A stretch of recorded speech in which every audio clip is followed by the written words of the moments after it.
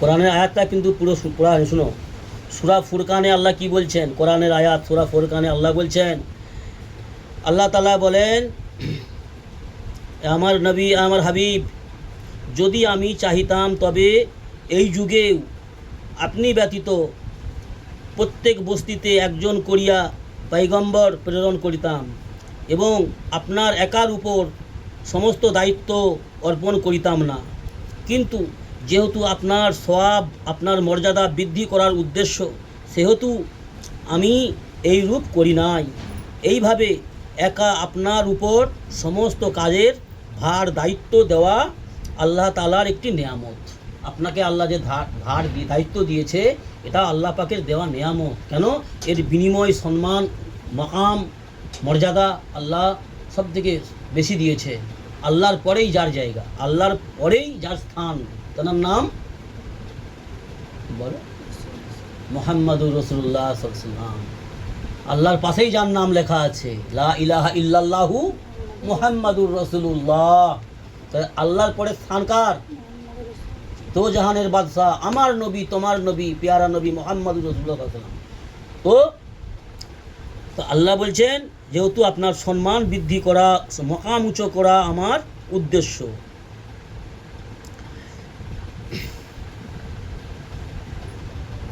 তারপরে কি বলছেন? অতএব এই নেয়ামতের শকর হিসাবে আপনি কাফেরদের আনন্দদায়ক কাজ করিবেন না। এই যে নেয়ামত আল্লাহ দিয়েছে তোমাকে, বিশ্বের দায়িত্ব দিয়েছে, গোটা আলমী নবী বানিয়ে পাঠিয়েছে, তো এই নেয়ামত আল্লাহর দেওয়া নেয়ামত। তো এই নেয়ামতের দিকে খেয়াল করে, এই নেয়ামতের দিকে খেয়াল করে আল্লাহর শুকরিয়া আদা করো। সেটা কিভাবে করবে? আল্লাহর শুকরিয়া আদায় কিভাবে করবে? নবীজিকে বলছে, আমাদেরকেও বলছে, ভালো করে বুঝে নাও। আল্লাহর শুকরিয়া আদা করো যে এই আমাদেরকে যে আল্লাহ শেষ নবীর উম্মত বানিয়েছে, আমাদেরও উচ্চ সম্মান, মকাম, সম্মান রয়েছে যদি আমরা আমাদের নিজ দায়িত্ব পালন করি। তো কি বলছেন? শুকর হিসাবে আপনি কাফেরদের আনন্দদায়ক কাজ করবে না। এমন কোনো কাজ করো না, তোমাকে কিন্তু কাফেররা প্রেসার দিবে। আমার নবীকে দিয়েছিল মুহাম্মদ, কাফিররা বলেছিল সেই যুগে, আমার নবীর জামানাতে মক্কার কাফিররা, আজকের দিনেও আমাদের সমাজে এরকম বলে, আর সেটাকে মুসলমান সমাজরা বেশি মেনেও নেয়, কিছু অর্থের জন্য, কিছু টাকার নেশাতে মেনেও নেয়। আমার নবীকে বলেছিল, মুহাম্মদ তোর কথা কিছু কিছু বুঝতে পারি, ভালো লাগে, কিছু কিছু কথা মাথায় ঢুকে না, তুই কী কথা বলিস, এক কাজ কর, নিজেরা বসে আপোষে আমরা অ্যাডজাস্ট করে দেবো, মানে তোরও কিছু কথা চলবে আর কিছু আমাদেরও কথা চলবে। তো আমার নবী ওখানে আয়াত নাজিল করেছিলেন, বলছে, মুহাম্মদ তুমি ওদের সঙ্গে আপোষ করো না, ওরা কাফির। আজ ওরা বলছে এক, কাল এক, করবে আর এক। আজকে যেমন হচ্ছে আমাদের সমাজে, হ্যাঁ, প্রতিশ্রুতি দিচ্ছে মিথ্যা মিথ্যা, এই ভান্ডার দেবো, সেই ভান্ডার দেবো, এত টাকা দেবো, তত টাকা দেবো, মুসলমানদের সম্পদ লুটপাট করে নিচ্ছে, মসজিদ জ্বালিয়ে পুড়িয়ে ছাই করে দিচ্ছে, আর সেইখান থেকে তাদের সহযোগী বা তাদের সাহায্য নিচ্ছে আমাদের মুসলমান সমাজ, ভান্ডার নিচ্ছে, ছুটছে শুধু ফরম নিয়ে জমা করতে, বুঝেছ? তো আমার নবী সাল্লাল্লাহু আলাইহি ওয়াসাল্লামকে আল্লাহ বললেন, তুমি কাফিরদের সঙ্গে আপোষ করিও না, কাফিররা এমন কাজ করিও না যেটা করলে কাফিররা সন্তুষ্ট হবে, সেটা করিবেন না। অর্থাৎ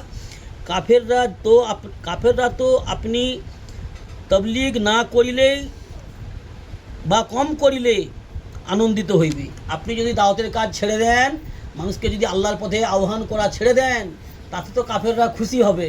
তো আপনাকে যদি তারা বলে যে এত মেহনত করে কি হবে, এত ছুটাছুটি করে কি হবে, তোমার এত চেষ্টা প্রচেষ্টায় ওরা তো কথা মানছে না, তো তুমি এসব কাজ ছেড়েই দাও। তো ওদের কথা তুমি মানবে না, দাওয়াতের কাজ চালিয়ে যাও, তুমি তোমার রাস্তায় অটল থাকো, তুমি তোমার কাজ চালিয়ে যাও। জি জি। তো এমন কাজ করিও না যেটা কাফেররা আনন্দ হবে। কাফেররা তো এটাই চায় যে তুমি তবলিগের কাজ, দিনের দাওয়াতের কাজ, আল্লাহর পথে মানুষকে ডাকা, আহ্বান করার কাজ ছাড়িয়ে দাও, তাতেই তো কাফেররা খুশি হবে, তুমি এটা করিবে না। আর কোরআনে হকের পক্ষে যে সকল দলিল প্রমাণ রহিয়াছে, উহা দ্বারা কাফেরদের জোরে সোরে মোকাবিলা করুন। অর্থাৎ ব্যাপক ও পরিপূর্ণ দাওয়াতের কাজ করুন, তাবলীগের কাজ করুন, সকলকে বলুন এবং বারবার বলুন। আর হিকমতকে মজবুত রাখুন, হিম্মতকে মজবুত রাখুন। কি বলছে এখানে? নবীজিকে আল্লাহ বলছেন, কি বলছেন? যারা নাফরমান, যারা কাফের, যারা মুশরিক, তাদেরকে সকলকে বলুন, বারবার বলুন। কি বলছে? সকলকে বলুন, বারবার বলুন।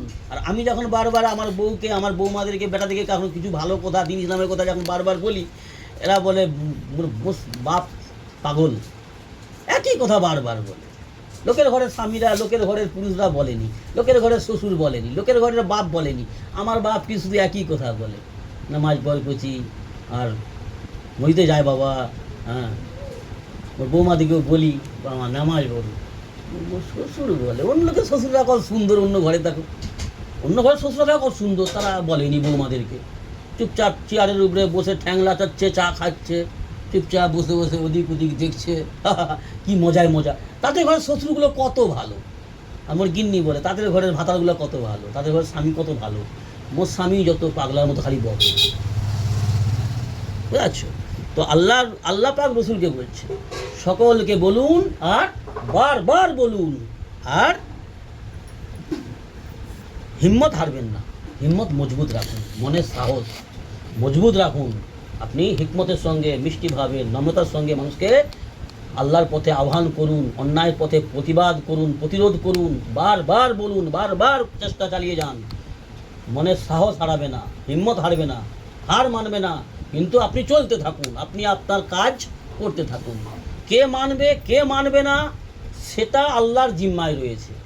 কে ইসলাম কবুল করবে, কে আল্লাহর হুকুম মানবে, কে মানবে না, কে জান্নাতে যাবে, কে জাহান্নামে যাবে, এই সমস্ত দায়িত্ব আল্লাহ পাকের কাছে। কিন্তু তোমাকে যে দায়িত্ব দেওয়া হয়েছে সেই দায়িত্ব তুমি পালন করো। আমাকে যে দায়িত্ব আল্লাহ দিয়েছে সেই দায়িত্ব আমাকে পালন করতে হবে, বেশির বেশি। কথা বুঝে আসছে? জি। সূরা ফুরকান কোরআনের আয়াতে এই কথাগুলো বলছে। আল্লাহ আমাদের দ্বীন ইসলামের সহি জ্ঞান বুঝ দান করুন। দ্বীন ইসলামের সঠিক বিধানগুলিকে, সঠিক তরিকা, ইসলামিক তরিকা, রাসূল সাল্লাল্লাহু আলাইহি ওয়াসাল্লামের সুন্নত তরিকা জেনে বুঝে জীবনের শেষ মুহূর্ত পর্যন্ত, মৃত্যুর আগে মুহূর্ত পর্যন্ত আমাদেরকে দ্বীন ইসলামের পথে চলতে হবে, নেক পথে চলতে হবে। যদি সফল হতে চাও, যদি জান্নাতের আর আরাম আয়েসের জীবনে থাকতে চাও, তাহলে মানমানি করলে চলবে না। এই দুনিয়ায় বুঝে আসেনি তো, কাল বুঝে আসবে। যে শ্বশুর আব্বু বলতো আমাদেরকে, কাল বুঝে আসবে। কাল মানে কি? মৃত্যুর পরে কিয়ামতের ময়দানে আল্লাহ দেখিয়ে দেবে। তোমার শ্বশুরবাবু তোমাদেরকে বারবার করে বলেছে, তোমার গিন্নিকেও দেখাবে, তোমার স্বামী বারবার করেছে। তখন তোমার মনে হতে মোর ভাইয়েরা ভালো, পরের ঘরের পুরুষগুলা ভালো, মোর ভাতারটা ছাড়া। তখন আল্লাহ দেখাবে, দেখ তোকে, তোর সঙ্গে এত বছর জীবন সংসার করেছে, তোকে এত হাজারবার বলেছে, কিন্তু তুই ভেবেছিস কি তোর ভাইগুলা ভালো, তোর ভাতারটা ভালো নয়, পরের ঘরের পুরুষগুলা ভালো, তোর ভাতারটা ভালো নয়। বারবার একই কথা বলে, বুঝে না, ভাতার বুঝে না। কত ঘরের মেয়েরা নামাজ টামাজ পড়েনি, তারা সবাই জান্নাতি, তারা সবাই পাক্কা মুসলমান। তো মোর স্বামী শুধু আমাকে এই কথা বলে, তাদের ঘরে স্বামীরা তো কিছু কি বলেনি। কাল কিয়ামতের ময়দানে আল্লাহ দেখাবে, দেখিয়ে দিবে, দেখ এই জায়গায় তোকে বসে এতবার বলেছে, এতবার বলেছে, আর তুই বুঝেও বুঝিসনি, স্বামীর কথা গ্রাহ্য করিসনি, স্বামীর মূল্যায়ন করিসনি, স্বামীর কথার মূল্যায়ন করিসনি, স্বামীর সম্মানকে মূল্যায়ন করনি, অসম্মান করেছ। আল্লাহ দেখা, বুঝে আসছে? আল্লাহ আমাদের সহি বুঝ দান করুন এবং নেক আমল করার তৌফিক দান করুন। আল্লাহুম্মা আমিন। সুবহানাল্লাহি ওয়া বিহামদিহি, সুবহানাকা আল্লাহুম্মা ওয়া বিহামদিকা, নাস্তাগফিরুকা ওয়া নাতুবু ইলাইক। সুবহানা রাব্বিকা রাব্বিল ইজ্জাতি আম্মা ইয়াসিফুন ওয়া সালামুন আলাল মুরসালিন, আলহামদুলিল্লাহি রাব্বিল আলামিন। যখনই কোনো দ্বীন ইসলামের মজলিস, দ্বীন ইসলামের কথাবার্তার মজলিস যখন শেষ হবে, তখন এই দোয়াটি পড়তে হয়। ছোট্ট ছোট্ট আমল যদি আল্লাহকে রাজি করার উদ্দেশ্য নিয়ে করা হয়, ছোট ছোট ইসলামের বিধান, ছোট ছোট দ্বীন ইসলামের আহকাম, রাসূল সাল্লাল্লাহু আলাইহি ওয়াসাল্লামের সুন্নতকে যদি আল্লাহর রাজামন্দির উদ্দেশ্য নিয়ে ইখলাসের সহিত আমল করা হয়, তো ছোট্ট নেক আমলের পরিণাম, প্রতিদান আল্লাহ সুবহানাহু ওয়া তাআলা অনেক বড় দেবেন, অনেক বড় বদলা দেবেন। কালকে যখন এর বদলা আমরা পাবো, তখন মনে হবে যে আমরা আমাদের জীবনের যে সময়গুলোকে আমরা নষ্ট করেছি, আজে বাজে চর্চা, গীবত, আজে বাজে চুগলি, পরচর্চা, পরনিন্দা করেছি, সেই সময়গুলো কত নষ্ট করেছি, কত ক্ষতি করেছি, তখন বুঝে আসবে যে সময়গুলো কেন আমরা কাজে লাগালাম না। দ্বীন ইসলামের কথা বলে শুনে, জিকির দ্বারাই, দ্বীন ইসলামের চর্চার দ্বারাই আমরা কেন সেই সময়গুলো কাজে লাগালাম না, তখনই কিন্তু বুঝে আসবে। আল্লাহ আমাদের দ্বীন ইসলামের সেই সুবহানাল্লাহি ওয়া বিহামদিহি।